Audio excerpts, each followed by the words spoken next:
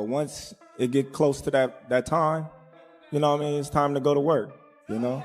And when we go to work, y'all know what comes after that.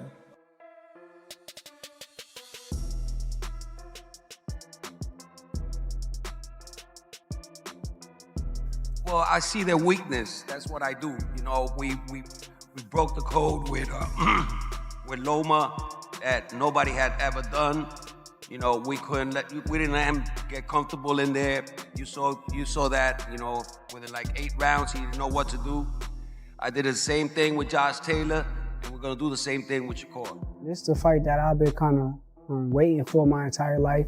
I didn't have to make this fight. This fight, I could have just stayed at 135 pounds, sat comfortable at 35. I don't feel like no fighter at 135 can beat me. I made this fight happen because I know Teo is one of the guys at 140. Terence Crawford loses patience at the press conference, clashing with Teofimo Lopez Sr. as he issues a fierce warning, saying Shakur will seriously hurt his son inside the ring. Every last one of them, stump a mud hole in their ass and he gonna be next. Watch. Teofimo Lopez Sr. confidently claims his team has studied Shakur closely, believing they have identified several clear weaknesses in his fighting style.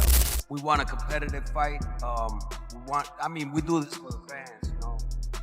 Ever since my son started this, you know, I told him, you know, this is... Terence Crawford warns them confidently, saying Shakur is extremely difficult to beat because of his elite skills, ring intelligence, calm composure, and ability to control fights effortlessly. He's a work of art. Sky is the limit with Shakur. He got the boxing skills and the ability to, do whatever he wants in the ring. And it's going to be very hard to beat Shakur, with the skills that he possesses and the smarts that he has, and given the opportunity, I think he can pose a great threat to everybody in the division, and be the last man standing given the opportunity. Teofimo Lopez Sr. says they will not let Shakur get comfortable in the ring, predicting he will lose just like Lomachenko and other opponents Teofimo has beaten before fight night. It'll be a great fight. I want everybody to come and see it. If you can't, just watch it on TV. You've had to come up with some good game plans over the years to beat some great fighters, Lomachenko, Taylor, among them. How difficult is this man, Shakur Stevenson, to prepare for? Well, I see their weakness. That's what I do. We broke the code with Loma that nobody had ever done. We didn't let him get comfortable in there. You saw that. Within like 8 rounds, he didn't know what to do.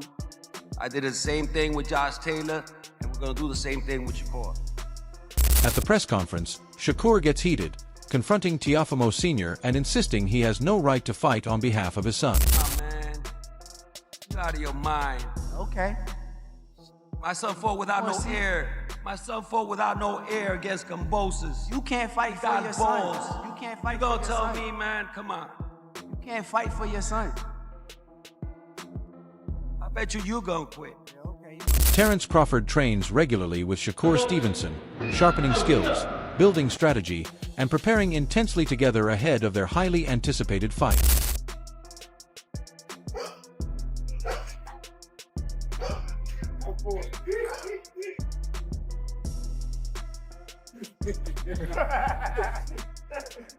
I almost missed that one.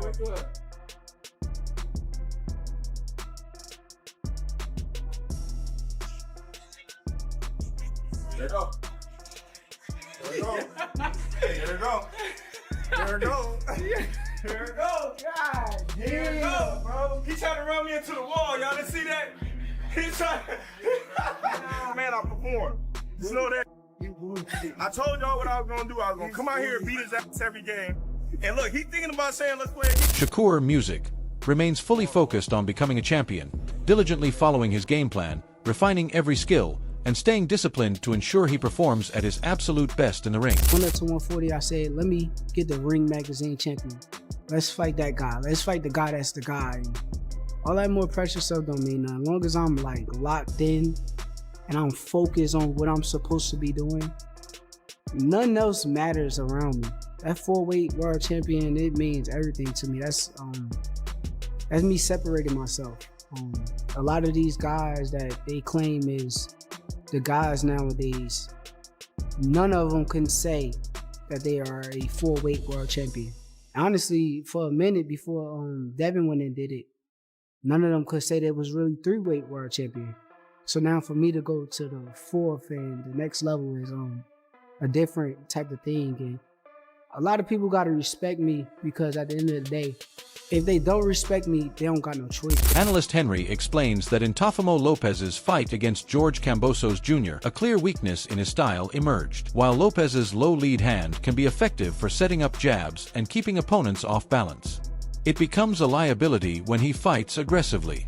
Kambosos quickly capitalized on this, allowing Lopez to come forward and land powerful counter-punches with precise timing. Teofimo Lopez has a bit of an issue. It's something that it's not always an issue, but it's something that certain fighters can turn into a weakness for him, and it's something that is a weakness for him when he fights the way he did in this fight. And that is the low lead hand that he has. It's great when you are trying to set things up. It can be really good when you're jabbing because it's out of your opponent's eye line very often. They can't see it coming. But when you're being this aggressive, it simply does not work, in my opinion. And there were multiple times in this fight where George Kambosos just let Teo come to him and core him with powerful, aggressive counter punches. I'd say that Kambosos found his range and his timing very, very quickly in this fight, and I'm just going to show you a couple of moments here in round 1 that really stood out to me where Teofimo Lopez was being exceptionally aggressive. So you can see with this lead hook here that George Kambosos lands as a counterpunch. It's a very, very key shot for anyone who is facing Teofimo Lopez, and I'm just going to break it down for you now. So the thing about Teofimo Lopez is, because he can be very lucky. Henry highlights a key moment in round 1 where Campbell's lead hook connects perfectly as a counter, showing the danger of Lopez's lunging attacks. Lopez often steps first to load his front foot, then shuffles in with a pendulum step, creating wide stances and low hands. Although his chin is tucked, this position compromises balance and leaves him open. Kambosos exploits it beautifully, firing a checking left hook, escaping, and later landing a dramatic overhand right, shaking Lopez and causing panic in his corner. Expect someone to really attack you from that range in boxing, but he does. And the thing about the way he does this is there's usually a bit of a tell. So watch here, what he does is he takes a step first to load that front foot, which then permits the pendulum step. It allows him to shuffle in, and I'll show you what I mean by that as you're watching here. Let me just undo that. 2 small arrows is what I'm looking for. So watch here, leans on that front foot, and then he goes with the pendulum, back foot in, lead foot forward, and he lands in this position here. Now you can see the problem with this position here is that his balance is going to be hard to get because his feet are so wide and his hands are low. So whilst his chin is tucked in, that's good. His hands are low. And as he throws, Kambosos has that lead hand ready and waiting. Watch what happens here. He quickly leans back, he fires that check left hook, and he gets out. Beautiful work. Now, the other moment that we need to see from this one is probably the most dramatic moment of his career, where he landed an absolutely huge counter overhand right. And it definitely shocked Teofimo Lopez. It was what caused all the panic in the corner. I don't think he thought he could get up. Regis Prograde believes Shakur Stevenson music has both a mental and technical advantage over Teofimo Lopez. He acknowledges Lopez's impressive athleticism but emphasizes that talent alone isn't enough at the highest level. According to Prograde, Lopez often struggles with consistency, showing flashes of brilliance but failing to maintain focus throughout a fight. In contrast, Stevenson approaches every bout with a clear strategy, patience, and discipline, making him difficult to outmaneuver. The program also highlights Stevenson's mental strength, noting that he stays calm under pressure, adapts quickly to opponents' tactics, and avoids unnecessary risks. Lopez, on the other hand, can become frustrated or over-aggressive, which opens him to counters and mistakes. Progress sees this combination of tactical awareness, composure, and technical music skill as giving Stevenson a significant edge, suggesting that while Lopez has physical tools, Stevenson's fight IQ and mental resilience could be decisive in determining the outcome. And Shakur Stevenson, that definitely makes sense. Who do you think is going to win that fight? I got Shakur for sure. Shakur.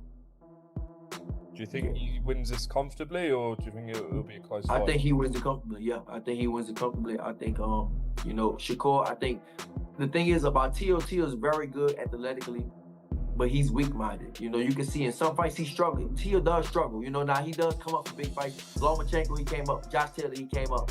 But a lot of fights, man, he struggles. And, he does struggle on a whole lot of fights and stuff. Like, I think he looked good. Yeah, he looked good against Barboza. But like I said, for the most part, Teo does struggle.